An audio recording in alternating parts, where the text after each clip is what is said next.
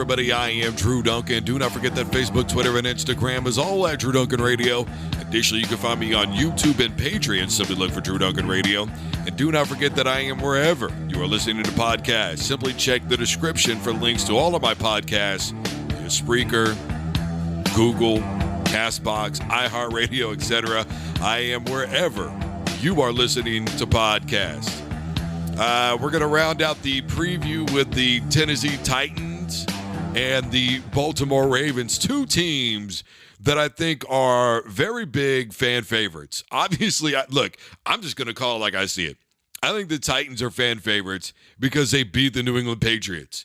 People are going, hell yes, thank you for beating the Patriots and knocking their asses out of the playoffs. I think we're all unanimously outside of New England fan tired of seeing the Patriots in a Super Bowl every damn year. And look, I'm going to tell you something. Where I went to high school, I mean, I know it's not quite the same level, I get that, but where I went to high school, we're very dominant in football. And we've won 5 state titles in the last 6 years, and in 6-man football. So we're damn good.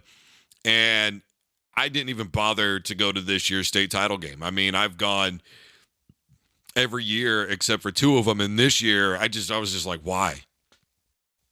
We're going undefeated again. We're going to win again. So even as a fan, there could be a little bit of that. We've done this so many times, guys. So I think it's good for football that the Patriots are nowhere in the discussion in the playoffs, right? Even though people talk about Brady and all this, I think the Tennessee Titans may have become a fan favorite just for that reason. I think people loved watching Derrick Henry run roughshod all over that Patriots defense, which was proclaimed to be by many one of the best in the NFL, at least this season, right? Then you have the Baltimore Ravens. Right? They're a fan favorite. I think everybody loves this kid that they've got at quarterback, right? This unknown guy in Lamar Jackson. Who the hell is he? Probably the NFL MVP, right? I think everybody loves him. I think he's a superstar. People love his interviews. He's quiet. People that interview, when they interview other team members, they always say, hey, look, this guy's a team player. He's always talking about us in other interviews. And when you hear him on the sidelines, Coach Harbaugh's over there talking to him. He's like, okay, let's go get this Super Bowl. I mean, he's got a singular focus. See, it's the same type of mentality that a Tom Brady has. And I was one of the few that was on the bandwagon before the season started. I said that they needed to let this kid be himself, that when you run the option the correct way, I don't care how you run it, it's the most unstoppable play in football when run correctly, and that he is a good quarterback, and that he's a smart quarterback, and that he's got the arm strength. You see, it bothers me when people talk about a lack of arm strength in one quarterback, but then for some reason they justify a guy like a Peyton Manning. It doesn't make sense, okay? I'm not saying Manning wasn't great. What I am saying is that Ed McCaffrey, for instance, is one of the wide receivers who said, he never really had a big arm. Did he play with him? No, but he watched him play, obviously, and he played with John Elway, mind you, right? And then he also played with Phil Simms, okay? So my thing is when you're watching this and you hear a statement like that from a guy who's been around 2 very good quarterbacks, you think to yourself, okay, what he's saying has plausible. It's feasible, right? So that, to me, that's the point. Why are we knocking Lamar Jackson when we thought he had, or many thought that he had lack of arm strength, but then justified the other? Is what it is. Regardless, the point that I'm making is this game right here, I think is going to be between 2 fan favorites. I think people are going to love watching this football game because we're going to see a lot of old school football.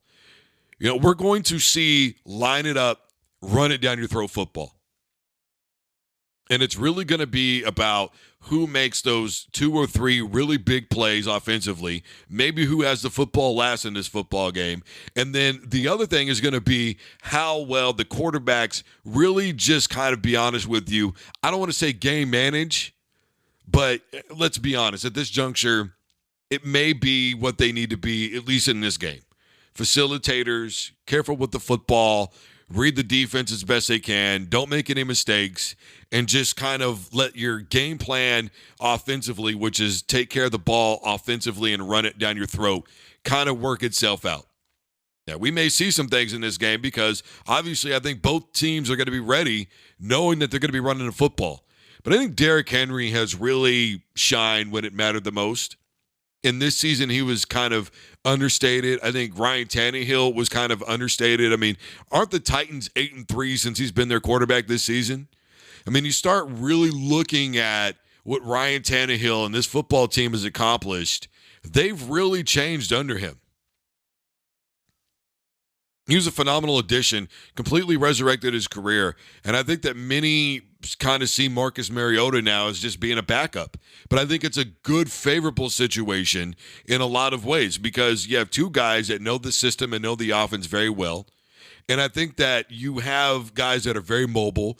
We've seen both quarterbacks this season go for the gusto in terms of putting their bodies on the line and make plays to get in the end zone.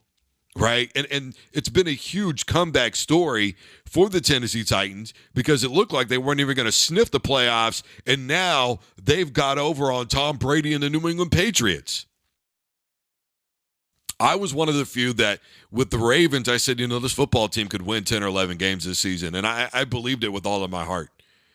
And, I couldn't be more impressed with how willing they are to embrace who Lamar Jackson is. This is going to be a hell of a game to watch.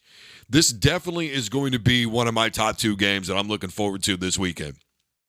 I mean, I think we could really see some damn good football. I think we're going to see a mix. I really do. I think both of these teams are probably going to stick to their game plans, to be honest with you. And I think that they're going to do whatever they can and work off of that play action. And if the running game starts working like it did last weekend for the Tennessee Titans, why throw the football? Why take a risk? I mean, what did Tannehill have in that game? Did he even throw for 100 yards?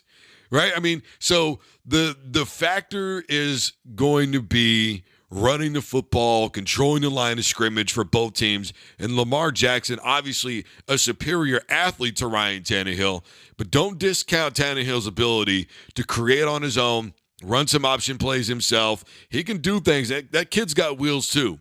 So this is going to be a really entertaining. I mean, this could almost be a collegiate style game. It really could be. And I think that's going to be the fascinating part. It's going to be in Baltimore. Those fans are going to be crazy. You're going to have all this physicality going on all over the football field. And we could see some finesse, too. Like I said at the beginning of the season, I think Lamar Jackson is one of the smoothest releases in all football. And I was saying that again in my preseason preview. Guys, I am Drew Duncan. Facebook, Twitter, and Instagram is all at Drew Duncan Radio.